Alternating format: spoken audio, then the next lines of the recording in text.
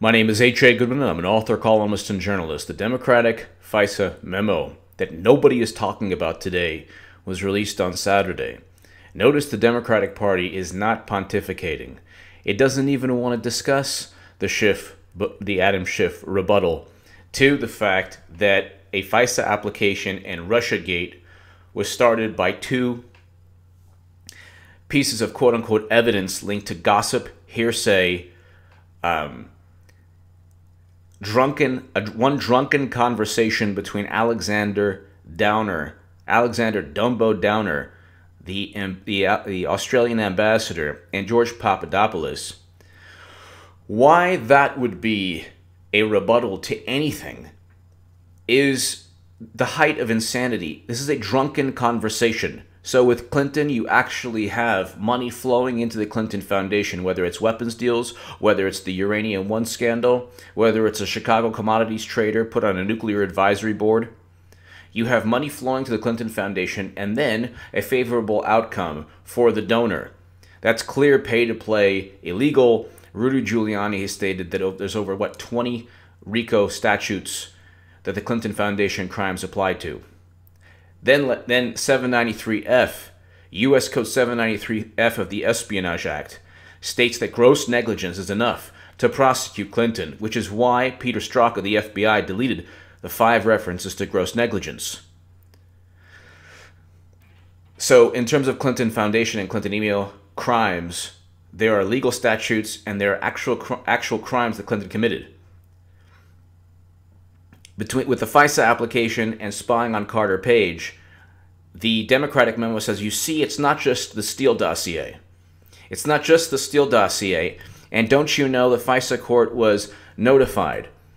But the court was not notified that Hillary Clinton and the Democratic National Committee purchased the Steele dossier and that Sidney Blumenthal and Cody Shearer, two very loyal, shady Clinton operatives, were a part of all of it.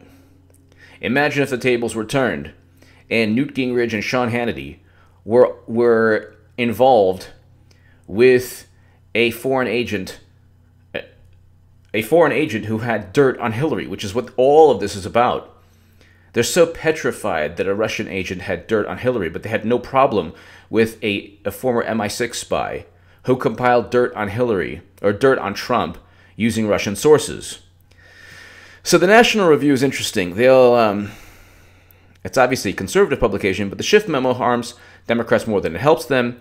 And then just today, that's a great article, really great article from Andrew McCarthy, and Devin Nunes tweeted out the article and said, please share it unless you're a Russia bot. So Nunes is clowning them. And it's so the whole Russia bot nonsense is just indicative of the losers that run and control the Democratic Party. They can't say that Clinton cheated Bernie Sanders. Oh, and by the way, the DNC is now claiming that it's the First Amendment right of the Democratic Party to cheat Bernie Sanders. It was the First Amendment right of the political party to commit fraud against voters and pocket $200 million by claiming that the Democratic primary was fair and neutral. But I'll just read a little bit of both National Review articles. David French. Okay. The Schiff memo undermines Republican claims of FISA abuse. The DOJ did disclose that the Steele dossier was probably based on Alpo research. Did disclose the Steele dossier was probably based. That's not really an affirmative statement. He goes on, okay. But the memos are not entirely useless. They are just mostly useless, and to the extent they're not entirely useless, they do seem to establish the facts. The so-called Steele dossier formed at least part of the Carter Page FISA application. That is bad. That alone should destroy Russiagate right then and there, even if it's half of the reason or a third of the reason. BuzzFeed is being sued by the DNC. So the whole Vox and Democratic Party Adam Schiff rebuttal is, well, you know, Not only did we rely on this piece of hearsay, but we relied on another piece of hearsay in the Downer Papadopoulos discussion. The dossier was published by BuzzFeed with the actual statement, and I'll read this to you. This is actually within the original article, the BuzzFeed article. The dossier, which is a collection of memos written over a period of months, includes specific, unverified, and potentially unverifiable allegations of contact between Trump aides and Russian operatives. You can't get a more accurate description of how utterly worthless the Steele dossier is than it includes specific, unverified, and potentially unverifiable allegations. The only thing that you can absolutely say about the dossier is that it specifically has statements, it has specific statements that are unverified or potentially unverifiable, that are allegations. That's the definition of libel. When you're saying something took place and it didn't take place or you can't prove it and it hurts somebody. And so BuzzFeed is going to be sued into oblivion. And there isn't going to be a settlement because the people suing them have no reason to settle. BuzzFeed is now suing the DNC for evidence on the Russian hack, the alleged Russian hack of the DNC, and we know it was a leak, it wasn't a hack. And I speak about that every day. It was a leak, not a hack. But the DNC has no evidence. The NSA has no evidence. So BuzzFeed first begged the intelligence community. The intelligence community laughed because they don't have any evidence.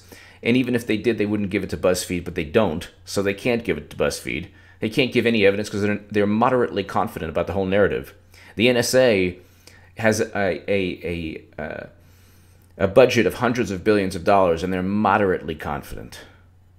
That should tell you the fact that this is all nonsense.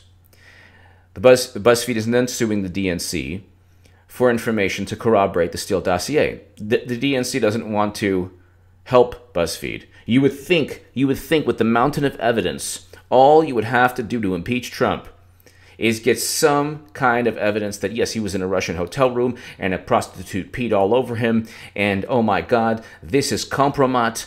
He is a stooge of Putin, and they have so much on him that we need a new president, or we need to impeach this guy because he is literally beholden to Putin and to the Russian government. Well, the DNC says, nah, not going to do it.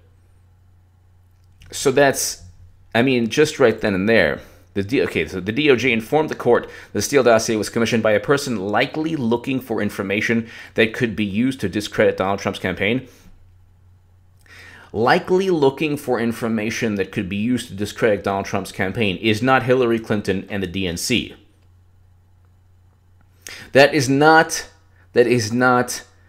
an admission, or that is not letting the court know. You cannot say that, well, the court knew that the DNC and Clinton, everything was above board. Likely looking for information that could be used to discredit.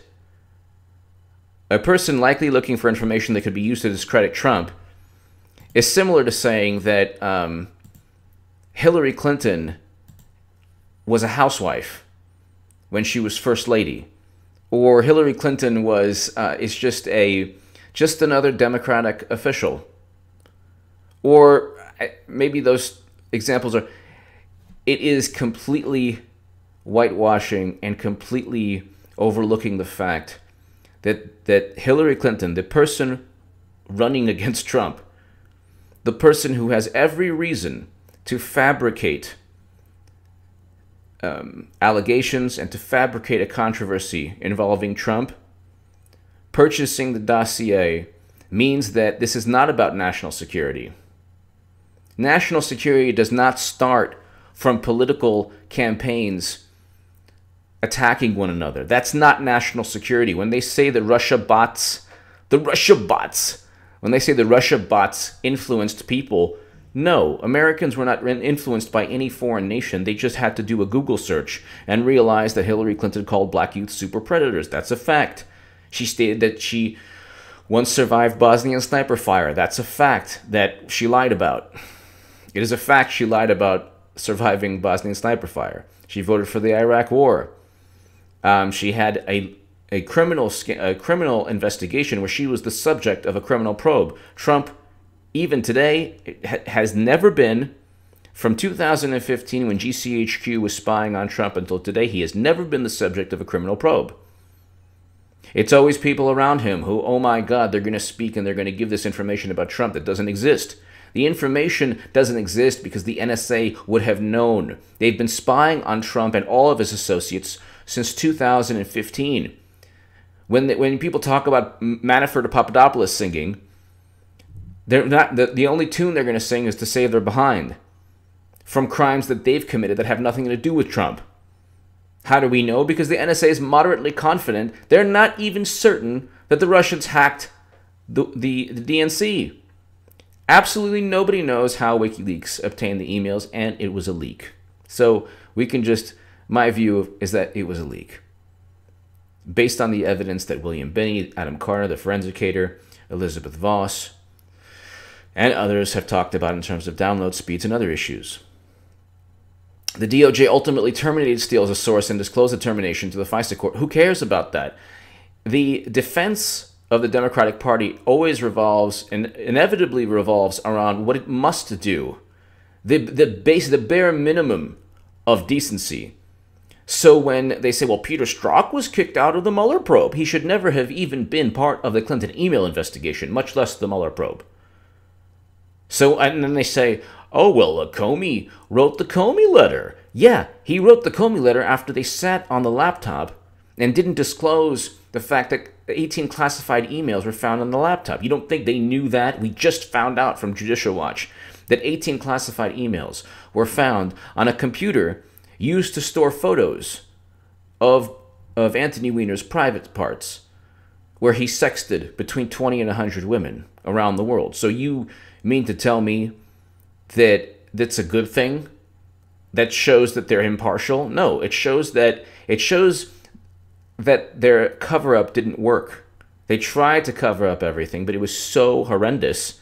They had to inform Congress because they knew it would be an issue that the president, Hillary Clinton, could actually be impeached within a month over. She becomes president, and then Anthony Weiner's laptop has classified intelligence. That's enough to impeach right then and there, because the classified intelligence emanated from Clinton's server.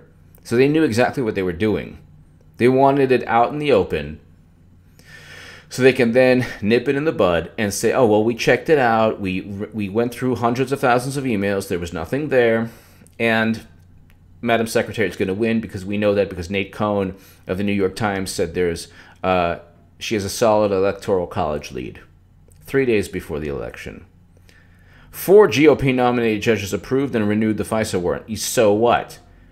GOP, Democratic Party, the establishment, they're all the same. There's a certain wing of the Democratic Party. Well, now it's, Republican Party. Now it's probably most of the, if you look at CPAC, they were chanting lock her up. So it's most of the Republican Party, but there are Republicans who are just establishment hacks. They're just maybe socially more conservative.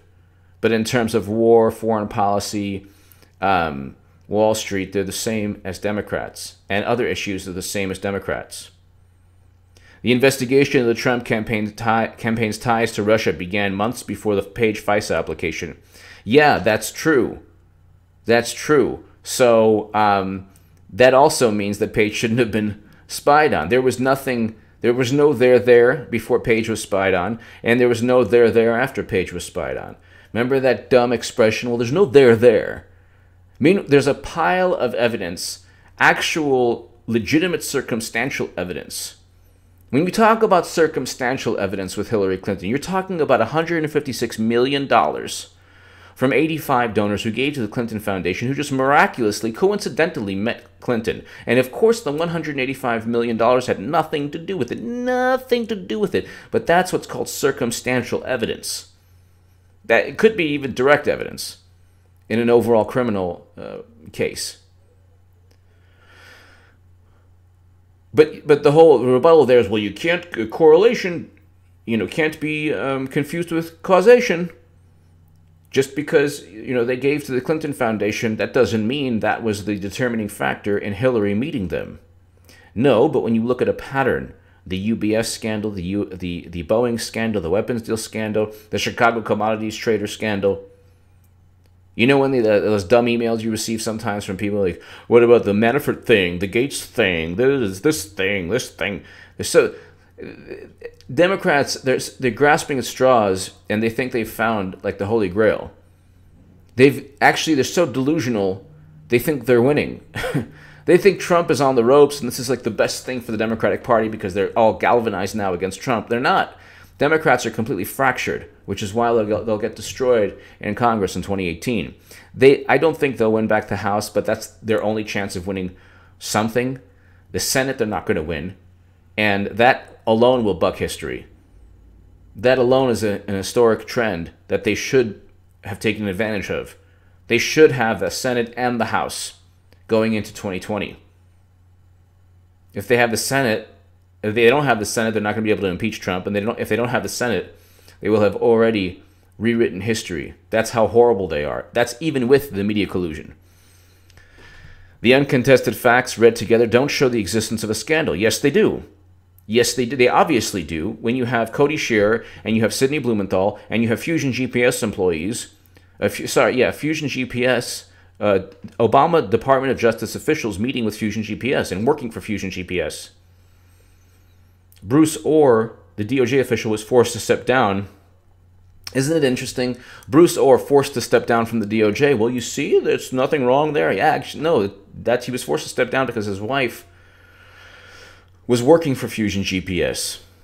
How do you have this? This is so like incestuous, all of this. You have Bruce Orr at the DOJ, an Obama official forced to step down. His wife was working with Fusion GPS. You have Peter Strzok forced to step down from the Mueller probe. His mistress, Lisa Page, were texting, and then they text about an insurance policy with Andrew McCabe. Andrew McCabe's wife then receives either $700,000 or $1.2 million, according to Dick Morris, from Clinton loyalists.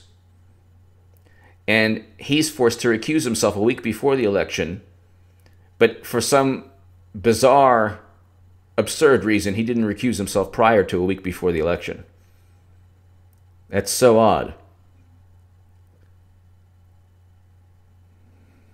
There are a lot of Republicans laboring under the impression that the use of the Steele memos in any capacity is scandalous. The words salacious and unverified, used by James Comey in his congressional testimony to describe parts of the Steele dossier, are seared into their brains. So is the phrase Hillary Clinton opposition research. No doubt the Steele dossier is salacious. Never forget that unverified is not the same thing as false. No, actually, unverified is just as irrelevant